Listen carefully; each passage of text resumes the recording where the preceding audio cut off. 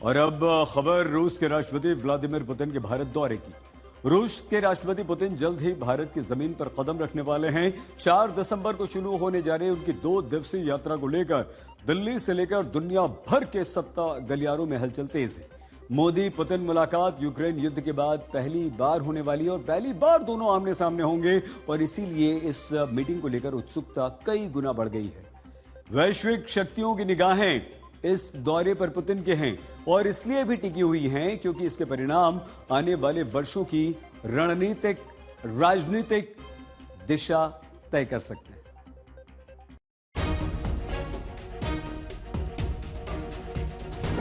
भारत आ रहे हैं पुतिन, जमीन से आसमान तक अभेद सुरक्षा। दिल्ली में मोदी और पुतिन मिलेंगे, दुनिया की नजरें जमी हैं। पुतिन के भारत दौरे से डोनाल्ड ट्रंप की धड़कनें क्यों बढ़ी हुई हैं? नई दिल्ली से मिलेगा संदेश, न झुके हैं न झुकेंगे।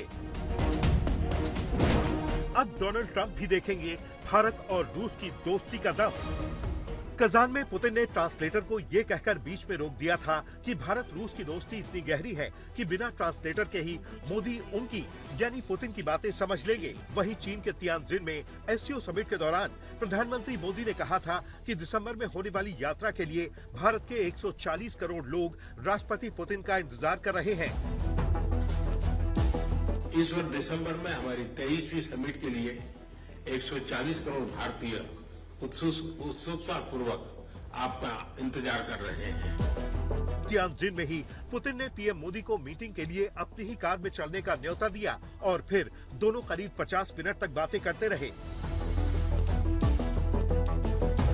तियानजिन में ये मुलाकात 1 सितंबर को हुई थी और आज 1 दिसंबर है, यानी 3 महीने बीत गए और अब राष्ट्रपति पुतिन के भारत आने में सिर्फ 72 घंटे बाकी हैं। 4 दिसंबर को पुतिन भारत आएंगे और उनका दौरा 2 दिनों का होगा, जब मोदी और पुतिन 23वें शिखर सम्मेलन में शामिल होंगे। 2 दिनों में दोनों देश रक्षा, परमाणु ऊर्जा, तेल, गैस, अंतरिक्ष, टेक्नोलॉजी और व्यापार जैसे क्षेत्रों की समीक्षा करेंगे। खास ध्यान अगली पीढ़ी की एयर डिफेंस प्रणालियों पर रहेगा, जिसमें रूस की S-500 प्रणाली पर बातचीत की उम्मीद है। रूस का S-400 भारत ने पाकिस्तान की ड्रोन चुनौती से बचाव में ऑपरेशन सिंदूर के दौरान इस्तेमाल किया था। भारत में किसी विदेशी राष्ट्रपति का आना हमेशा सुर्खियां बनता है, लेकिन पुतिन का दौरा सुर्खियों से आगे जाकर एक ऑपरेशन की तरह देखा जाता है, जहां जमीन से आसमान तक हर इंच पर नजरें तैनात रहती हैं।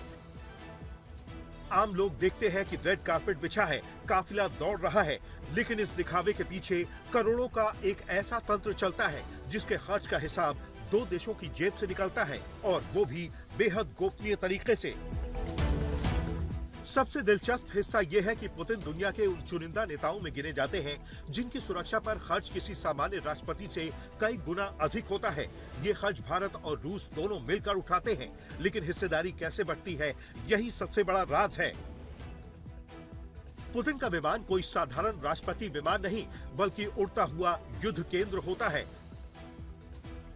इस IL-96 में एंटी मिसाइल सिस्टम से लेकर सुरक्षित कम्युनिकेशन बंकर तक सब कुछ लगा होता है। केवल इसे उड़ाने का खर्च ही प्रति घंटे लाखों में पहुंचता है और ये पूरा बिल रूस खुद भरता है। उनके साथ आने वाली FSO सुरक्षा टीम, जिस पर फिल्मों की स्पेशल फोर्स भी फिदा हो जाए, वो भी रूस के बजट में आती है। यानी पुतिन का आने जाने, सुरक्षा उपकरण, टेक्निकल टीम, मेडिकल यूनिट, सबका खर्च रूस का होता है। पुतिन का ये दौरा कितने अहम समय पर हो रहा है, उस पर गौर करना जरूरी है।